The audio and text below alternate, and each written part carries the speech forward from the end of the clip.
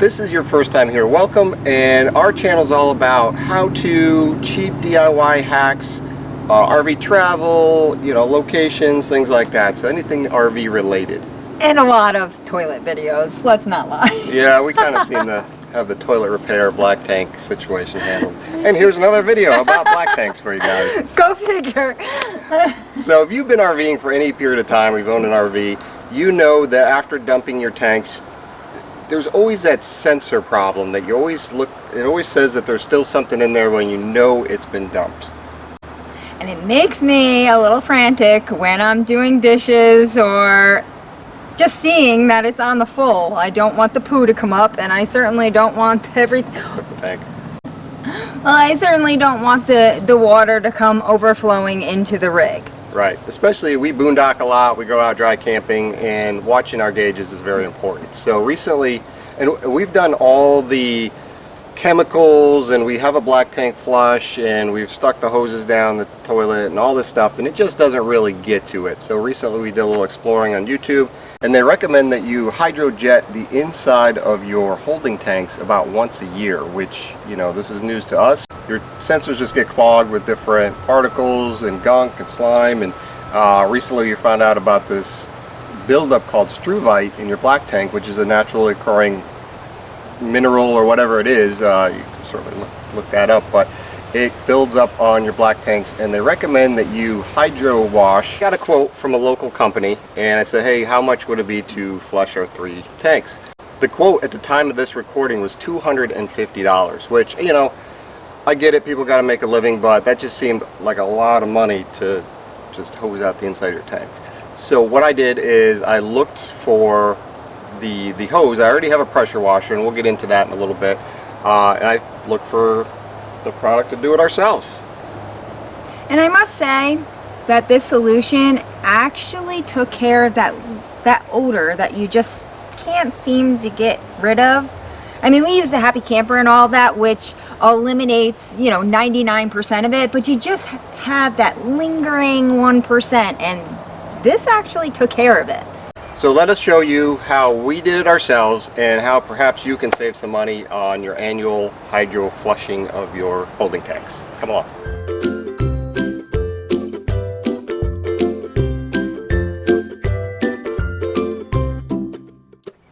Alright guys, so watching those videos, getting that quote, I went online, went on Amazon, and found this. This is actually the kit that came.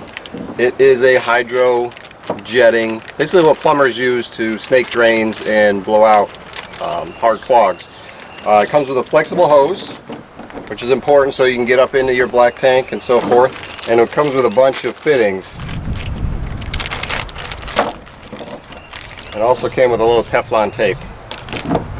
It came with 2, which have a hole in the top and jet holes on the sides, so it jets forward and it jets out the back, and these are just pitched at different angles when you're going up into the tanks. You also have this guy, which the head rotates and spins around, which is pretty cool.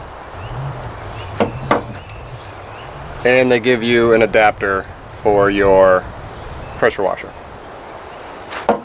So to assemble this, I'm not going to use a Teflon tape right now because I'm going to take it apart again, but you're just going to attach the coupler to one end,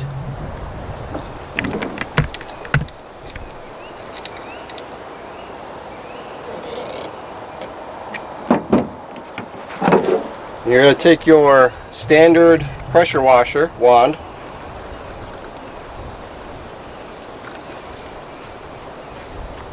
unscrew that, and screw this guy in.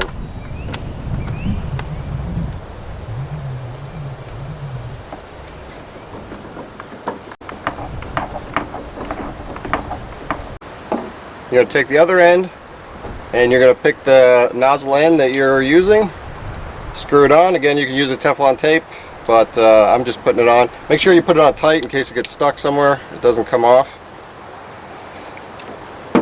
And that's pretty much it for the hose itself. We also take a hose adapter, and I drilled a hole in the side at an angle so that when you attach it to your RV, you can slide this hose in there and feed it up into the tanks. Now, I know what you're saying. I travel full time. I don't have a pressure washer on hand. How convenient. Pressure washers are pretty readily available to rent at any home improvement center. So this hose, super light, super compact. Keep that on your rig. When you're near Home Depot or True Value or something like that and you want to do this, just go rent a pressure washer. I don't know, probably 40, 50 bucks a day or whatever they charge.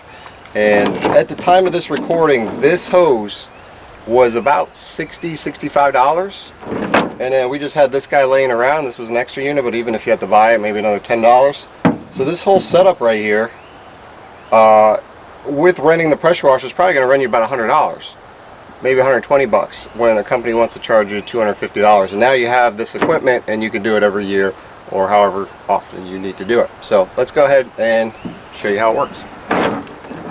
Alright guys, so we're getting ready to do this process, and first thing to know is that you really want to be in a campground or somewhere where you have full hookups, so that way you can drain all this the sludge out and you have access to a water line. If you're going to want to flush your tanks as you normally would, go through your whole process. If you have a black tank flush, go ahead and do that full cycle.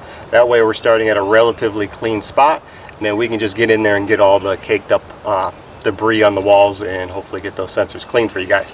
Okay, so we've already dumped the tanks. Next step is we're going to swap out our elbow here. Now this would probably be the ideal elbow. It was just a little pricier, but if you drilled this guy out right here, that would be a perfect access. But anyway, we wanted to keep this as our main one. Take that off, and I'm going to use my drilled one.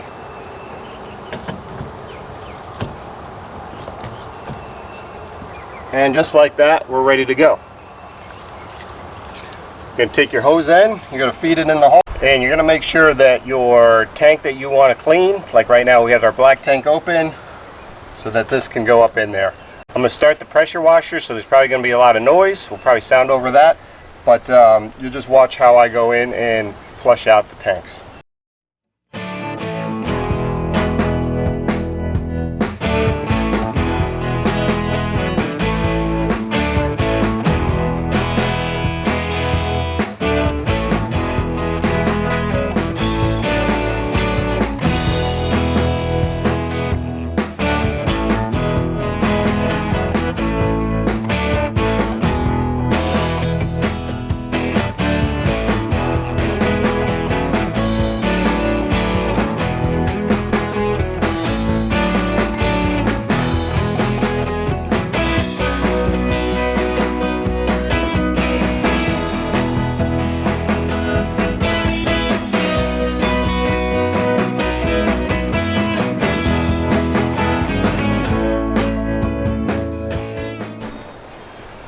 Alright guys, so as you can see, basically when you're going in, you're going to have to twist the hose around a little bit, catch all the corners. If you get caught on a 90, you just spin this hose and it kind of pops that head around.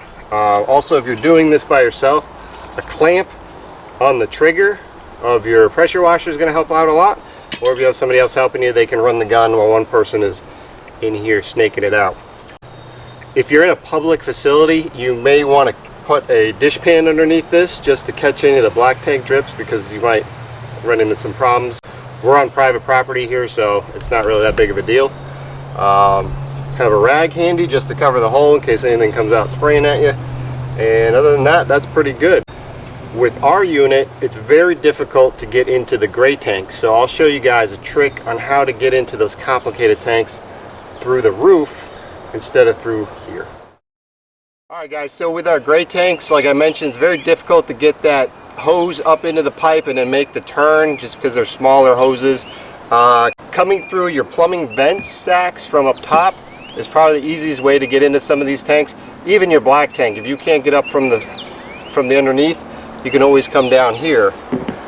These are your vents. Just take them off. So from the top, you're just going to feed your hose down. Make sure your tanks are open so all the water has a place to go. Preferably have somebody on the ground running the trigger on the gun.